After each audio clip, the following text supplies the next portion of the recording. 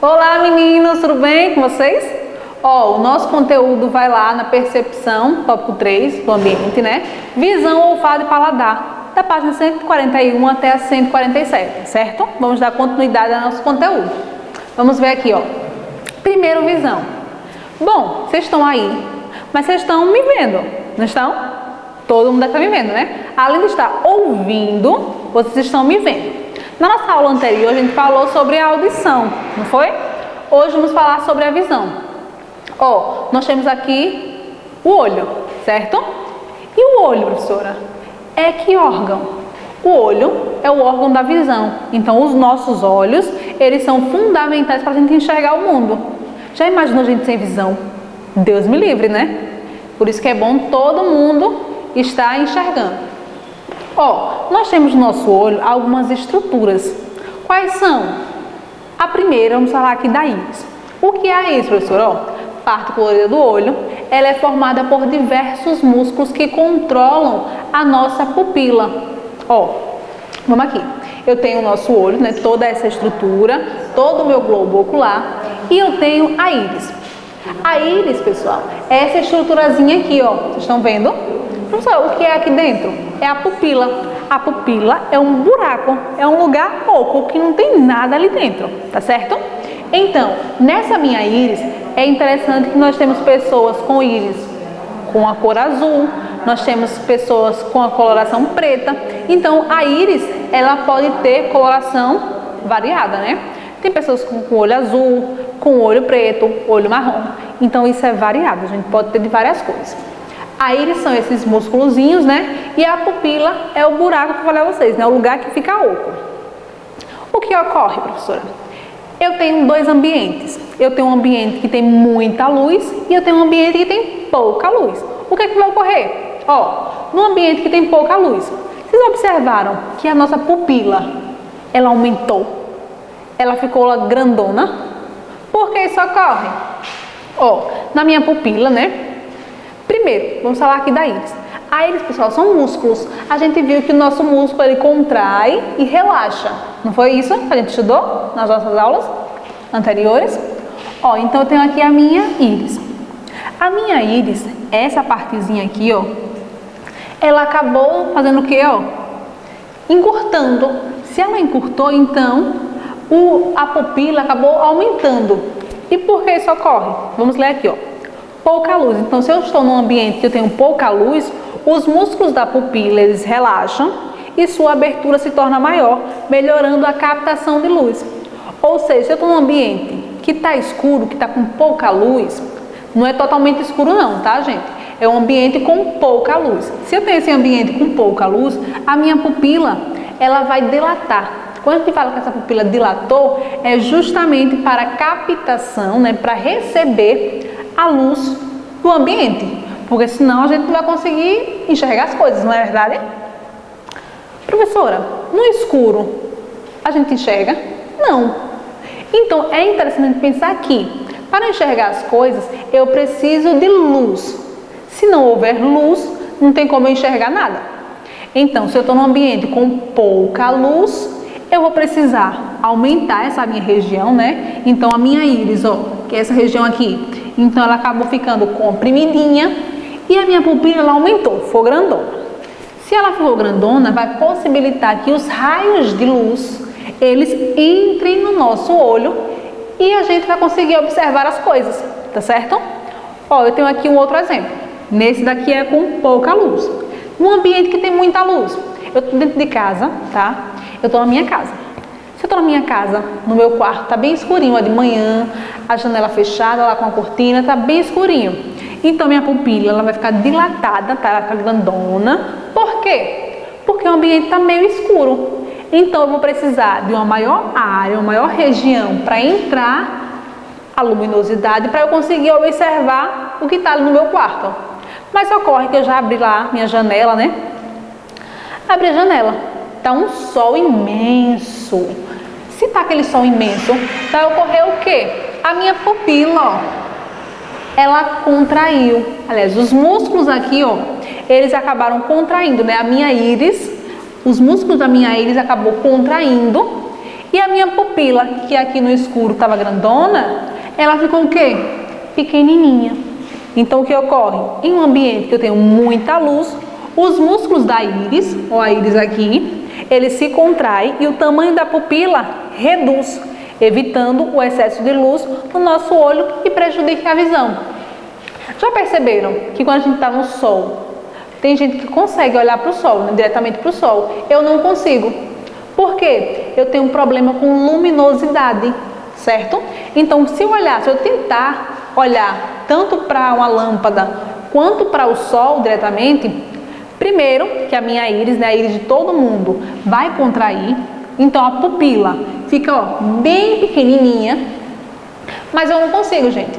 Eu não consigo olhar para o sol. Primeiro, se eu tentar olhar para o sol, meu olho automaticamente começa a chorar. Então, o meu olho fecha. Por que ele fecha? Eu não consigo. Outras pessoas conseguem, mas ocorre o quê? A minha íris começa a se contrair, né? Fica aqui, ó, começa a fechar e a minha pupila fica bem pequenininha para evitar os danos. O excesso, gente, de luz em um ambiente pode também prejudicar a nossa visão.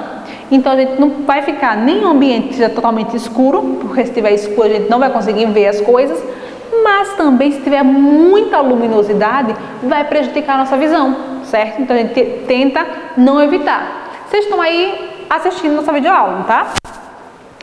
Então, vamos tentar não colocar também a luminosidade do nosso computador, do nosso tablet, do nosso celular no máximo, porque isso também vai prejudicar a nossa visão, tá? A gente tem que evitar esses malefícios para a nossa visão, certo?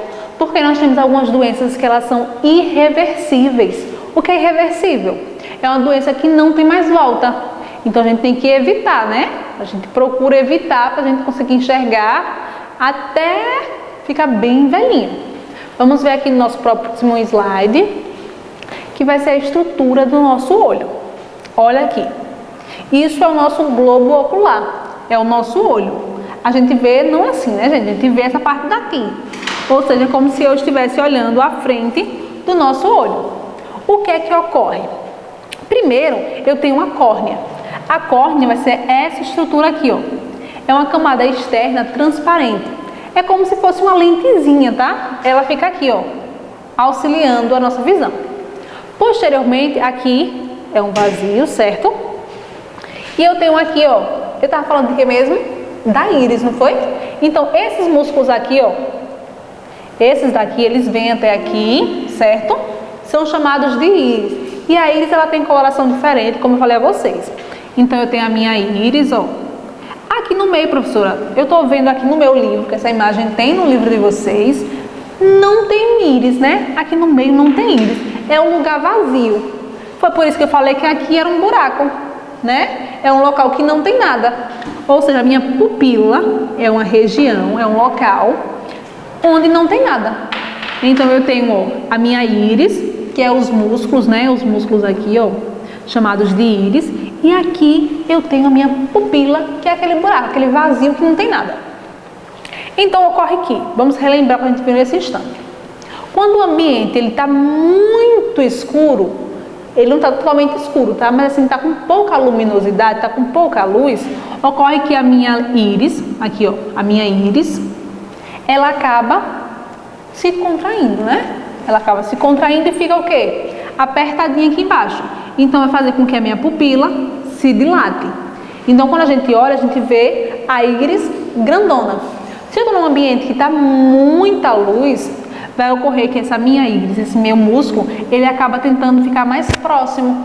Então, essa minha pupila fica cada vez menor, tá? E o que vai ocorrer? Eu tenho a minha córnea, né, que é essa camada aqui, ó, externa, tá? É a minha camada transparente. Eu tenho, quem mais? A minha pupila, aliás, a minha pupila, a minha íris, e eu tenho a minha lente. Essa lente tem um outro nome, tá? Mas a gente não vai utilizar ela agora, não. Eu tenho a minha lente. O que é que vai ocorrer? Primeiro, vamos aqui rapidinho, né? Nós temos a retina, que é justamente aqui, ó, essa camadinha aqui, que vai acabar recebendo, né, os estímulos visuais. E eu tenho um nervo óptico. Vamos ver primeiro aqui como é que vai entrar a luz, como é que o nosso corpo ele vai conseguir compreender. Mas lembrando, né, a retina é a camada que vai recobrir a parte interior do nosso olho, lá no fundo do nosso olho nós vamos ter a retina, onde ela vai formar a imagem. Então, onde a imagem é formada? Na nossa retina. Temos também um nervo óptico, essa região aqui, que é onde vai captar esses estímulos. A imagem que foi formada aqui vai passar pelo nosso nervo óptico e vai chegar onde? No nosso encéfalo, tá? Vamos ver aqui, ó. Eu falei que pra gente enxergar a gente precisa de luz, né? Porque se não tiver luz não tem como enxergar nada. Eu tenho a minha luz. A minha luz, ela passa por onde primeiro? Pela minha córnea, né? Essa primeira camada, ó. Passa pela minha córnea, entrando pela minha pupila, chegando aqui na minha lente. E essa lente vai fazer o quê, professora? Vocês lembram que há algumas aulas atrás nós estudamos lentes convergentes e lentes divergentes? Elas têm diversa importância, tá? Então, ó, a minha luz passa pela minha córnea, atravessa a minha pupila, chegando na minha lente. Essa lente aqui, ó, que é essa aqui, ó, 1 a luz, 2 a minha retina e 3 vai ser a minha lente, essa lente aqui, tá? Essa lente vai fazer o que? A ampliação da imagem. Então, eu tenho a luz que vai atravessar a minha retina, passa pela minha pupila, chegando na minha lente, ó, ela amplia. Essa ampliação, ela chega aonde? Chega na retina, que é na retina onde vai fazer a formação dessa imagem. Então, na minha retina, número 4, vai formar a minha imagem. Formou a minha imagem, eu tenho que passar para onde? Para o meu, ó, nervo óptico. Então, no meu nervo óptico, eu vou estar transmitindo, né, essa informação, esses impulsos nervosos até o meu encéfalo, tá? Então, qual é o processo, professora? Lembrando aqui, a luz passa pela minha córnea, né, adentrando a minha pupila, chega nessa lente, ele amplia, chegando na minha retina, que vai formar essa imagem, posteriormente no meu nervo óptico, passando e chegando no cérebro. Então, quando passou tudo isso, chega no nosso cérebro, a gente consegue interpretar o que é que eu estou enxergando. Então, para vocês estarem aqui me vendo, vocês passou por todo esse processo. Professora, isso demora, porque é um processo tão longo, realmente é um processo longuinho, né? Tem a luz, passa pela córnea, passa pela pupila, a lente vai ampliar, chega na retina, até chegar no nervo óptico e transmitir para o meu encéfalo. Isso demora? Não. Por incrível que pareça o processo, né, falando aqui, talvez pareça para vocês um pouco cansativo, mas isso é muito rápido. Quando vocês estão dormindo, a gente acorda lá, né, toda descabelada, com sono ainda às vezes, aí a gente abre o olho. Quando vocês abrem o olho, ocorre o quê? A luz, né, do ambiente faz com que vocês enxerguem. Então é quase automaticamente. São milésimos de segundo, a gente não consegue nem perceber isso.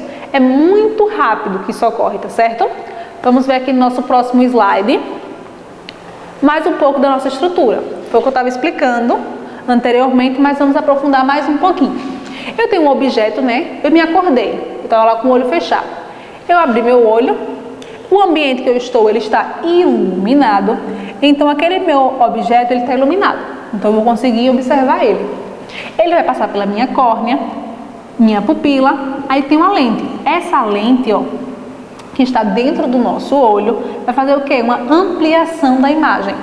Ampliação para onde, professora? Essa ampliação vai ocorrer dentro do meu olho. Então, dentro do meu olho, eu vou ter uma ampliação da minha imagem. Ocorre que essa imagem que eu vi, quando essa lente ela amplia, ela tem que chegar justamente, ó, na minha retina. Tá certo?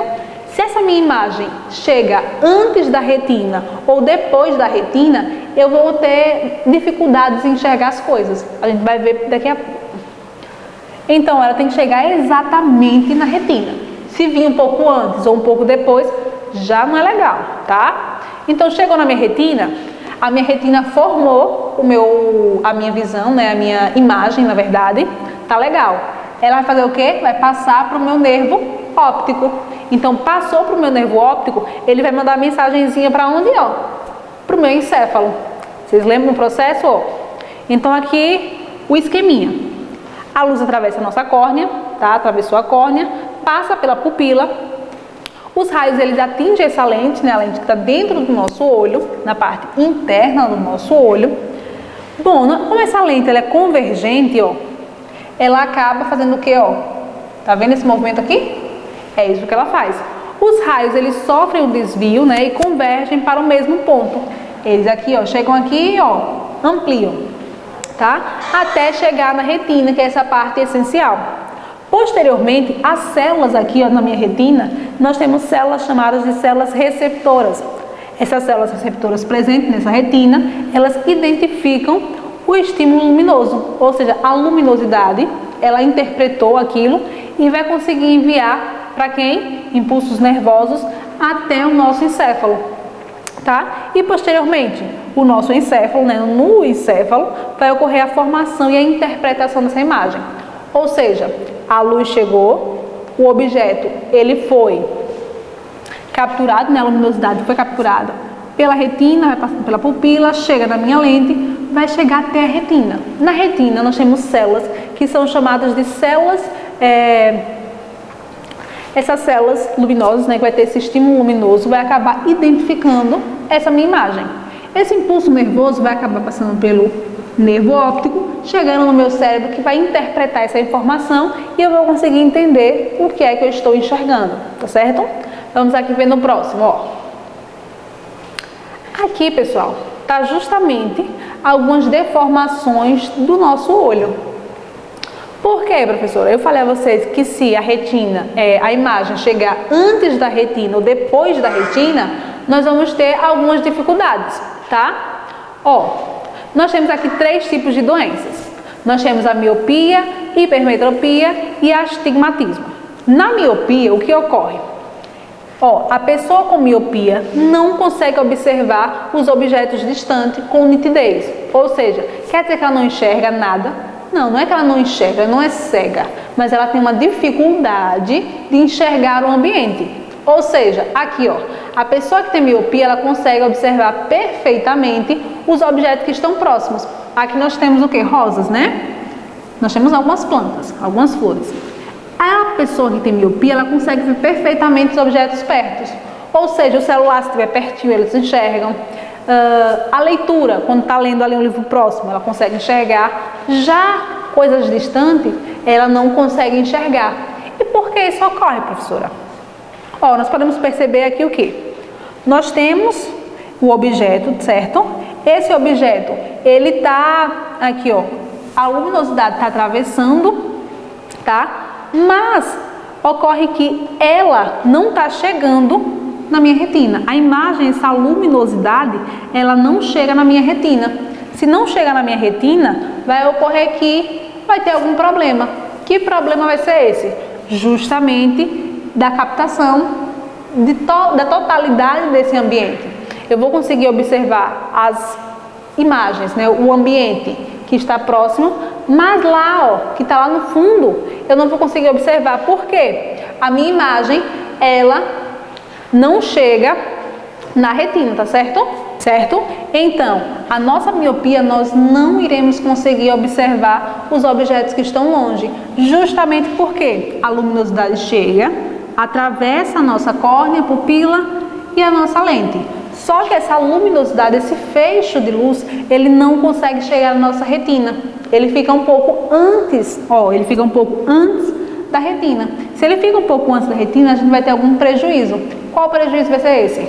Justamente não conseguir olhar, aliás, enxergar com nitidez o ambiente que está um pouco mais distante. Já percebeu vocês que os avós normalmente, né, tem isso? Normalmente os nossos avós, ou a nossa mãe, enfim, pega o livro, quando a gente, mãe, olha aqui no celular essa imagem. Ela pega o celular e faz assim, ó, deixa eu ver, aí pega e bota lá longe. Ah, é assim, tem alguns que não são assim, né? Mas tem outros que falam assim, não estou enxergando não, peraí. Aí bota tão perto do olho. Por quê? Porque não conseguem enxergar a longa distância. Então elas precisam colocar esse material muito próximo para conseguir enxergar. E a gente vai ter algumas lentes específicas para isso. A gente tem também a hipermetropia. O que é essa hipermetropia? É uma doença na visão. Ó, a pessoa com hipermetropia ela não consegue observar com nitidez, né, os objetos que estão próximos. Ou seja, a vovozinha, né, quando está lá a avó, a mãe, o irmão, não consegue observar os objetos próximos. Então pega o celular, coloca lá bem distante para conseguir enxergar. A gente pega e bota uma distância. Ah, estou vendo agora, porque está distante. Então a hipermetropia ocorre o quê? É de acordo com a luz, professora, também? Eu tenho o meu objeto, né, que está sendo iluminado, então esse feixe de luz está atravessando as minhas estruturas, só que ao invés dele ficar na retina, essa luz, ela parar na retina, ela atravessa a retina. Então ela atravessou a retina, ela atravessou. Aí a pessoa vai ter o quê? Problemas também com a visão, tá? Nesse caso aqui a miopia veio antes. No caso da hipermetropia, está depois. Então nesses dois casos, nós vamos ter o desfoque, né? Na miopia eu vou conseguir focar, ver com nitidez os objetos próximos, mas os objetos distantes eu não vou conseguir observar. Na hipermetropia é o inverso, é o contrário. Eu vou conseguir observar as coisas distantes, mas não vou conseguir observar as coisas que estão próximas. Já no astigmatismo, a terceira aqui, há uma oscilação, mas não chega na nossa retina. Professor, não estou entendendo não. Vocês têm que lembrar que eu falei que a formação da nossa imagem, ela é processada, na verdade, na nossa retina. Se o meu feixe de luz, os meus raios de luz não chegam na minha retina, eu não vou conseguir enxergar bem, eu não vou conseguir observar as coisas. É tanto que na miopia chega antes da retina, então não vou conseguir observar bem os ambientes que estiverem distantes, os materiais que estiverem distantes. Na hipermetropia, esse feixe de luz ele atravessa a retina, tá? Então eu não vou conseguir observar os locais, os objetos que estão mais próximos, só consigo enxergar os objetos se eles estiverem distantes. Já no astigmatismo, a pessoa com astigmatismo não consegue observar nem os objetos distantes, nem os objetos próximos, tá vendo? Por quê? Há uma oscilação, né, do movimento desse feixe de luz. Mas, independente dessa oscilação, desse movimento do feixe de luz, ele não consegue chegar na retina, que é justamente o local onde vai estar formando a imagem, certo?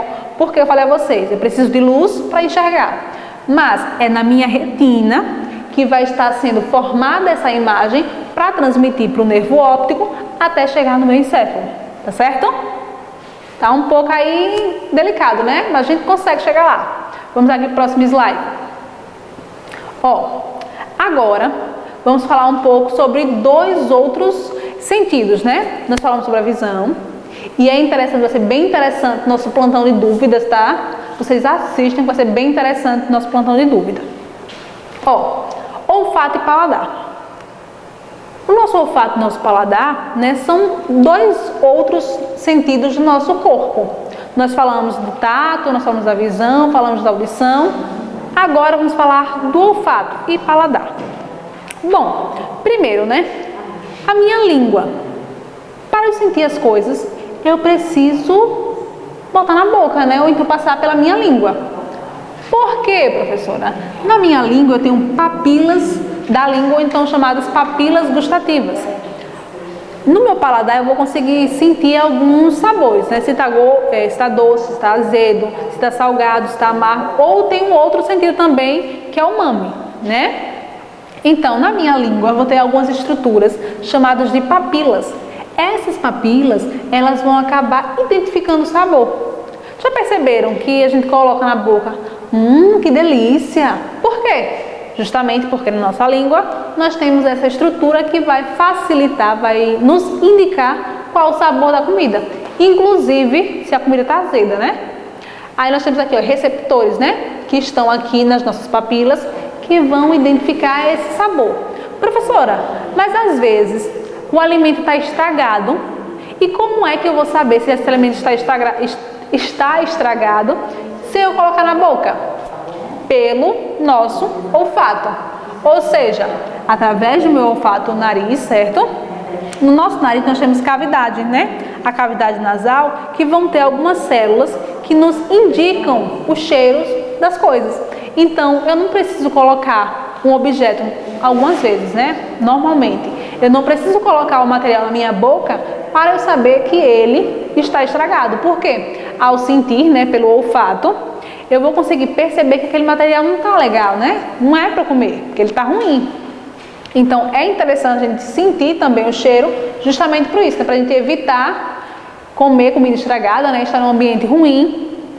Aí nós temos aqui, ó, sentidos responsáveis pela percepção de estímulos químicos. Como assim, professora? Bom, tanto o olfato quanto o paladar, a gente está trabalhando com a questão química. Ó, nos alimentos, nós sentimos o gosto. Ali nós temos a energia química, a energia dos alimentos, tá certo? Nós temos aqui, ó, o estímulo, né, são percebidos por células existentes na cavidade nasal. Nesse caso aqui, nós estamos falando de quem? Do olfato. Ou seja, no nosso olfato, o nosso nariz, ele tem células especializadas justamente para a gente perceber o cheiro, né? O cheiro, o odor do ambiente. Já perceberam que quando alguém está com um perfume muito forte, libera algum gás, né? Ocorre o quê? A pessoa sente logo, né? A gente está na sala de aula, aí vem um coleguinha, né? E solta algum gás ali. Vai ocorrer o quê? Todo mundo fala, vixe, tá fedendo, tia. Ou então vocês chegam do intervalo, né? Todo mundo suando. Vixe, professor, fala que tá fedendo. Por quê? Porque o nosso olfato, nossas células do olfato, acabam percebendo esse odor, né? Esse mau cheiro ou esse cheiro, certo? Por causa dessas nossas estruturas que vão estar auxiliando a gente. Professora, e qual a importância? Tivesse importância. Por quê? Se vocês não tivessem a visão, se vocês não tivessem a audição, o paladar, o olfato, o tato, como é que a gente ia viver? Como é que a gente ia interagir, né, com as pessoas? A gente não iria conseguir interagir. Então seria bem chato, né? Isso é uma forma da gente conseguir também interagir, não só com o outro, coleguinha, com a nossa mamãe, com o nosso papai, com diversas pessoas, como com o ambiente também. Ou seja, já imagina a gente comer só por comer, a gente não ter prazer em comer, a gente não ter vontade de comer, seria bem chato, né? Como é que eu vou chupar um picolé? Como é que eu vou comer uma pipoca, uma batata frita, uma fruta, se eu não sinto o sabor? Não é tão ruim, gente, quando a gente está em casa e a gente não consegue, está gripado normalmente e não consegue sentir o sabor das coisas, nem o cheiro, nem o sabor. É bem chato, né? Então, esses sentidos, eles são importantes para a gente interagir com o ambiente, seja com a mamãe, com o papai, com o amiguinho, seja também com os materiais, né, com os objetos, tá? Vamos ver aqui no nosso próximo slide, que vamos fazer o quê? Ah, interessante também, né, gente? Tava quase esquecendo dessa parte aqui, ó. Outras maneiras de perceber o ambiente. Eu falei aqui, dei alguns exemplos sobre a gente, né, sobre o ser humano. Só que nós temos que saber que também existem outros animais, certo? E esses outros animais, eles também têm estímulos, tá? Estímulos diferentes. Ó, eu tenho aqui o peixe, que ele tem uma percepção tátil. Pergunto a vocês, o que é mesmo percepção tátil? Qual é o órgão do nosso corpo que ele acaba percebendo, né, recebendo estímulos táteis? Me digam aí. Não pode errar, né, gente? Pelo amor de Deus, ninguém erra. Ó, a percepção, né, tátil vai ser percebida pelo órgão da pele. A pele é o nosso órgão tátil, tá? Aí nós temos aqui o peixe. O peixe, ele tem uma linha lateral. Essa linha lateral vai auxiliar o peixe a perceber tanto as vibrações da água quanto algum animal que esteja ali próximo dele. Então, ele consegue perceber, no caso, o sentido tátil dele é justamente por essa linha lateral que vai estar auxiliando ele, tá certo? Já aqui, ó, nesse outro, né, aqui no caso já não é um peixe, é um tubarão. O tubarão também é um peixe, né, gente? Ó, nós temos as ampolas de Lorenzini, tá certo? Que vão ser percepção elétrica. Então, já é uma forma diferente de perceber o ambiente. E nós temos também, ó, algumas serpentes, que é a percepção térmica. O que é isso, professora? É a percepção da temperatura do nosso ambiente. Bom, se você está passando pela mata, né? Fazendo uma trilha, estou andando aqui, professora, na casa da minha avó. Estou andando lá. Eu andando naquele ambiente ali, sem perceber, né? Eu estou ali parada e passou uma cobra bem pertinho de mim, uma serpente bem pertinho de mim. Ocorre que não são todas, tá, pessoal? Não são todas as cobras que possuem isso, mas algumas serpentes possuem essa estrutura aqui, ó. Nós temos aqui a boca, nós temos aqui a narina, temos o olho e nós temos essa estrutura aqui que é chamada de fosseta loreal, que é um órgão, tá? Que algumas serpentes possuem, que elas vão entender que aquele ambiente tem ou não temperatura. Como assim, professora? Você está passando ali próximo, tá? Você passou por ali, a sua temperatura, a temperatura do seu corpo, a cobra, ela vai identificar, certo? E ela pode sim dar o bote. Então, ela pode ir lá e acabar te atacando.